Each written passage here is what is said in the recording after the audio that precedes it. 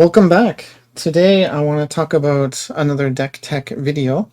A little while back I posted a double ally Voltron deck that used Black Panther as the main hero for it, and we used Ronin for his high attack power. So as you remember, we could get him up to 3 and 4 attack per activation. And then we also included War Machine as the second ally of choice because he has the Tough, which can be a block, but it can also be an extra activation for him. But most importantly, it was his second ability, which says that he gets ranged, so he can avoid retaliate damage, which is the bane of ally existence. So if you're not familiar with that previous deck tech I did, please go and watch the video after this. It's going to make a lot more sense what I'm talking about today. But what I do want to talk about today is a partner deck, basically a buddy deck for this one that will use Spider-Man. So these two decks are meant to work together, and they work together very well. So please keep that in mind. So as such, we will not be using either of these heroes on purpose, and it is also meant to work with the Black Panther deck. So that said, let's get into it. So Spider-Man, I think, is an excellent choice as a double ally Voltron partner deck. He has some really great abilities that we can use. He has the extra resource on this side, which can get allies out and upgrades out. But he also has 3 defense. So his how these double ally Voltron decks work is the main hero is the support hero. And his job is to just keep the pressure off the 2 allies until they can suit up, gear up, and then they can start winning the game. So Spider-Man is another great pick for this because he has 3 defense, and he has his Spider Sense ability, so he's drawing cards whenever he does defend, which is really great. So the allies never have to defend, they can just keep gearing up and doing their thing. He also has a really good hand size, so there's no problems there. Now, when we look at the allies we want to use with him, so this is a double ally Voltron deck, which means we're only going to have 2 allies, period, in the deck. And he does have a very good signature ally, and we are going to use her. So the first person to talk about is Black Cat. So we definitely want to make the most of her and her ability. So this ability here doesn't matter when she, discards the mental resources. We don't care about that. All we care about is right here. This one attack with no consequential damage. This is amazing. And at the time of this recording, she's the only hero, or ally I should say, in the game who has that. So maybe in the future there'll be other choices, but right now this is fantastic, and we're definitely going to abuse this. Okay, so partnering with her, I think Iron Man is the best fit as the second ally. And the reason for this is because Spider-Man's one weak point is he doesn't have a lot of ramp. So he does have, of course, like we said, he does have the extra resource here, and we will use that. We'll make use of this for sure. And he does have his web shooters, which we'll talk about later. But again, that's 2 cards that have 3 limited resources, and that's it. So basically you have to add the ramp to his deck, which is a bit different from what we looked at with Black Panther. So I think in this case, Iron Man fits this deck very well. So Iron Man has 2 thwart, 2 attack, 3 health, but his ability is reduce the cost to play each upgrade on Iron Man by 1. And you're going to see that this is going to work very well for this deck. So we don't have to lean on Spider-Man at all. All right, let's look at the important upgrades. And I think the first place to start is right here with Honorary Avenger. So we're going to need all 3 of these in the deck. And the reason why is Black Cat is not an Avenger. So for a lot of these upgrades, they are Avenger traded, and you have to be an Avenger to use them. So my recommendation is you need to keep one of these in your hand ready to go on Black Cat. The other 2 go on Iron Man for his extra activations. So we don't really care about the extra +1 hit points. So in case you're not familiar with the card, it says attached to a friendly character, but only if your identity has the Avenger trait, which he does. Attached character gets +1 hit point and gains the Avenger trait. So for Black Cat, we want the Avenger trait. For Iron Man, we want the +1 hit points, because obviously he's already Avenger. So putting 1 on Black Cat lets us equip all the Avenger specific upgrades. Putting 2 on Iron Man brings his hit points up to 5. We don't really care if her hit points are 3 because she doesn't take consequential damage. So there should be no time whatsoever when she's taking damage. So that's very important. So remember, you want to keep, if you have 2 out, maybe you're building Iron Man first, you want to put 2 on him, that's fine, but save the last one for Black Cat. She needs 1 as a top priority item. Then of course we want to have 2 inspireds, because then we can have Iron Man become a 3/3 and she'll be a 2/2. So this doesn't require Avenger specific traded, so it's fine. You can put this on her right away. As soon as you get it, put it on her. Now, getting into the Avenger traits, Power Gloves. So it says max per ally attached to an Avenger ally. So again, she needs the honorary Avenger before she can equip this. After attached ally attacks or thwarts, deal 1 damage to an enemy. Now, we're going to put one of these on Iron Man. So even if he thwarts for 3, he's going to still ping somebody for 1 damage, which is great. So this can get rid of tough status. This can, even out the life of a minion. So maybe there's a minion that has 3 and you want to finish him off with Spider-Man. You can bring him down to 2 and then Spider-Man can punch him out. So it's great for Iron Man. For Black Cat, what it does for her is she's swinging for 3 damage per activation. She has 1 base plus 1 inspired. So she has attack of 2, plus she's going to deal 1 more damage when she attacks. So she's swinging for 3 damage with no penalty. She can just do that forever as long as you can keep making her stand up and ready again. So this is great on both of them. We also want to talk about having 2 sky cycles. So again, this is Avenger traded, so she needs the honorary Avenger on her before she can equip this. She can have inspired right away, but she needs the honorary Avenger for these 2. This says exhaust sky cycle, ready attached ally. So we know she's coming in with 3. That's with a sky cycle, that's 6. 6 per turn for free. No penalty, no consequential damage. She can just do that every turn forever. Amazing. Iron Man gets it, of course, and that's why he needs the extra hit points, because every activation does damage to him still. So he needs lots of hit points. So very good upgrade. Now, Reinforced Suit. Let's talk about Reinforced Suit. We only need 1 of these in the deck, and it only needs to go on Iron Man. We do not put this on Black Cat. She doesn't need hit points. She's going to get +1 with the Honorary Avenger, so she's going to have hit points 3. That's enough. It's enough for her to take, there could be treachery cards that say deal 1 damage to an ally you control. That's fine. She can take it. She doesn't need to have 5 hit points. Iron Man needs as many hit points as possible because those are his activations. So he's going to have 3, 4, 5, 2 of these, and 6, 7 hit points. So that's 6 activations. He's never going to suicide. He's always going to hold at his last activation. So 1 Reinforced Suit goes on Iron Man. All right, so let's keep talking about how we're going to abuse Black Cat's abilities here. We're going to put in 3 Get Readies. So this is just unbelievable. 0 cost card, ready an ally.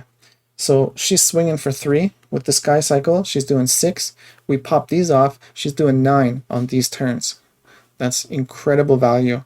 And again, she does it for free. No penalty, no consequential damage. Unbelievable. So fantastic. But we do have the usual problem now where we want to get Iron Man as soon as possible. We don't want to waste time. So we want to get him suited up. So just like I talked about in the Black Panther video, we need to have 3 call for aids. This is really important because this is basically 1, 2, 3, 4 chances to get your ally out, which is going to be Iron Man. So just think about it, like it's just increasing your chances to fish him out as soon as possible. If you already have him out, it's fine, no big deal. Just use it as money, pay for something else, because one problem with Spider-Man 2 is he does have some expensive cards. And like his swinging web kick, webbed up, those are expensive. So you still do need to have a little bit of extra cards that you can just spend on things. So it's not a problem to have extra call for aids.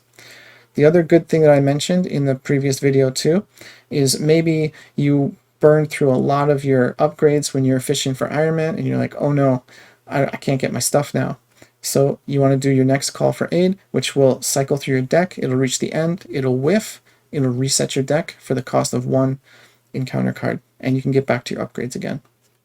Same thing if you lose Iron Man, if he gets killed for some reason, then he's back in the deck. Just reset your deck with Call for Aid. The next Call for Aid fishes them out again.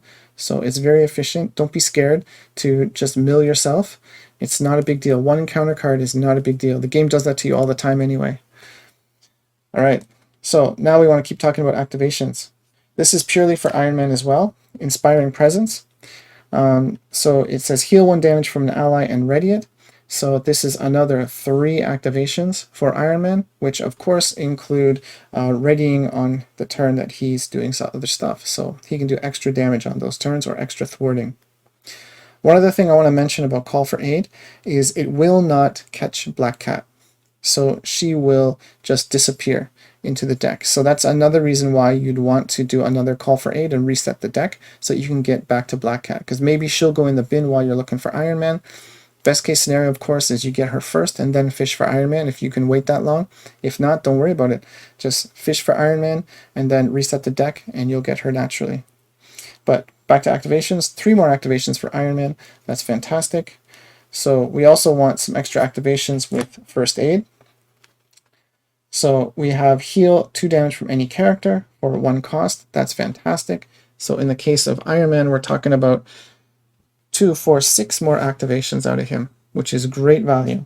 So again, this healing package is all for Iron Man. Don't use, even if you want to ready her for some reason, I don't know why she would be tapped out, but like, well, if you use her, she's tapped out, but you don't need to use this on her. It's better used with Iron Man because she's going to be fine. Sky Cycle and Get Ready. These are for her. So don't worry about using this for her. This is Iron Man only right here. And now, the last thing I want to talk about before the hero cards is there was a change I made to the Black Panther deck since the video. And I did it kind of as a test just to see how it works.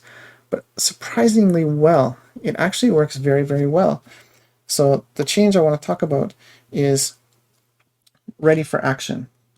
And I put 3 in here to bump me up to 41 cards because I just like the consistency of everything. But again, you can cut one of these to drop down to 40 cards. I wouldn't cut anything else from here. I would cut this if you're going to. So I would just, if you want 40 cards, just put 2. But in my case, I don't mind 41, so it's fine.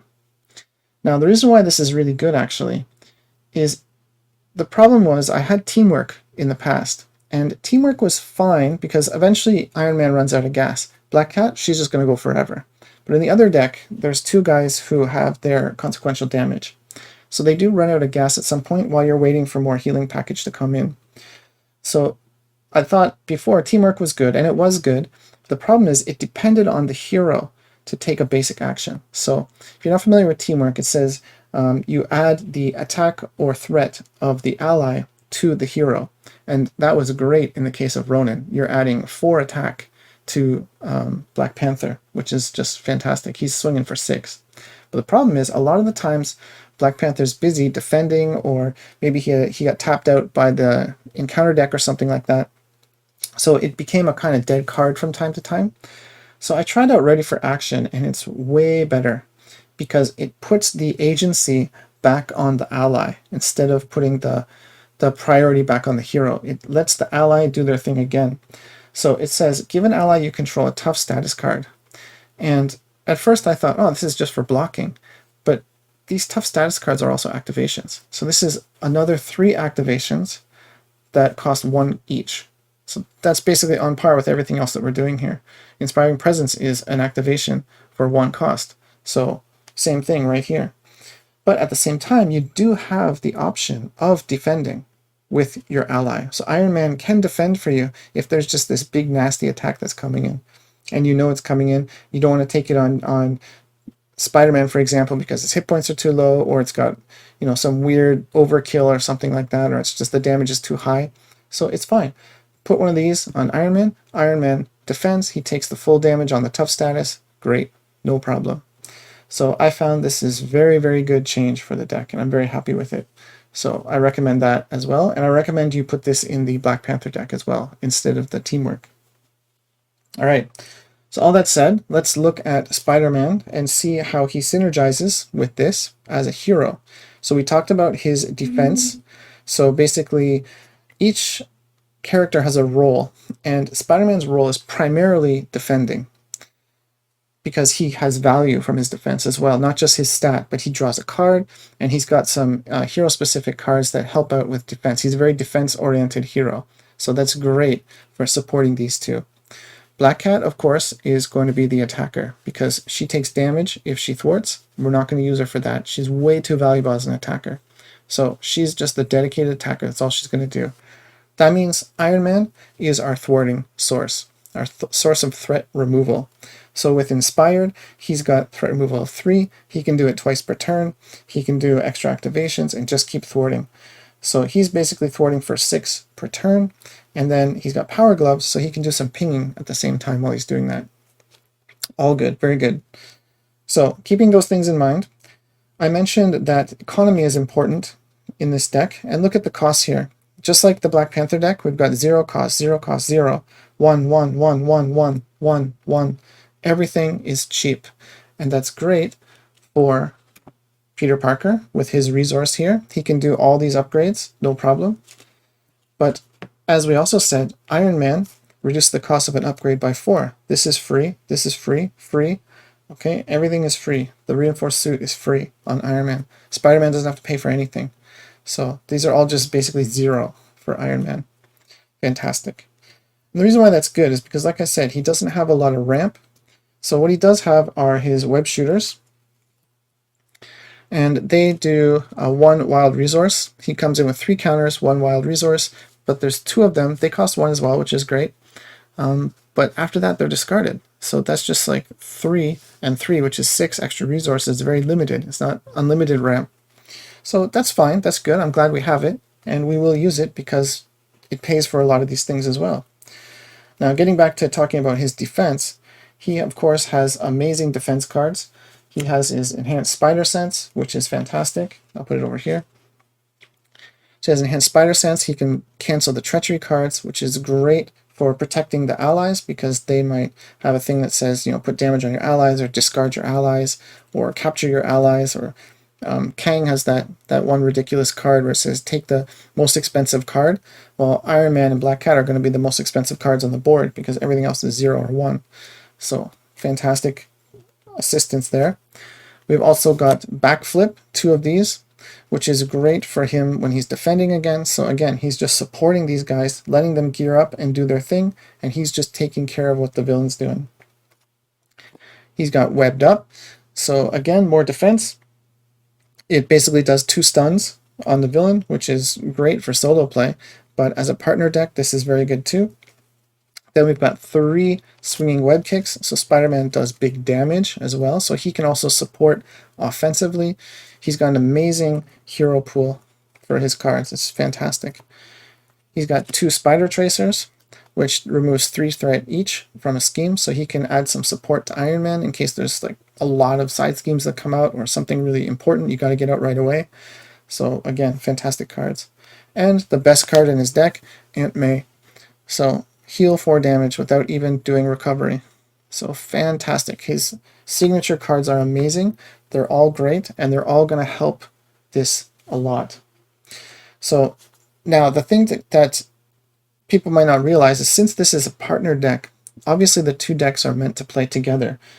And something that is what I've found, because I have tested these decks with a buddy from my play group. We played together, and I played the Black Panther, he played this. And at first we just did our own thing, like, okay, I'm putting my upgrades on my own guys, I'm building my own stuff, and he's building his own stuff. And the second time we played, we realized, hey, wait a minute, you know, I've got this Inspired in my hand, but my ally's not out yet. Why don't I put this Inspired on your ally, and when you get yours, you put it on my ally. And that's just what we did for all the upgrades. So Power Glove, Sky Cycle, Reinforced Suit, Inspired, Honorary Avengers, so they all say a friendly character, unally, unavenger ally, unavenger ally, unally.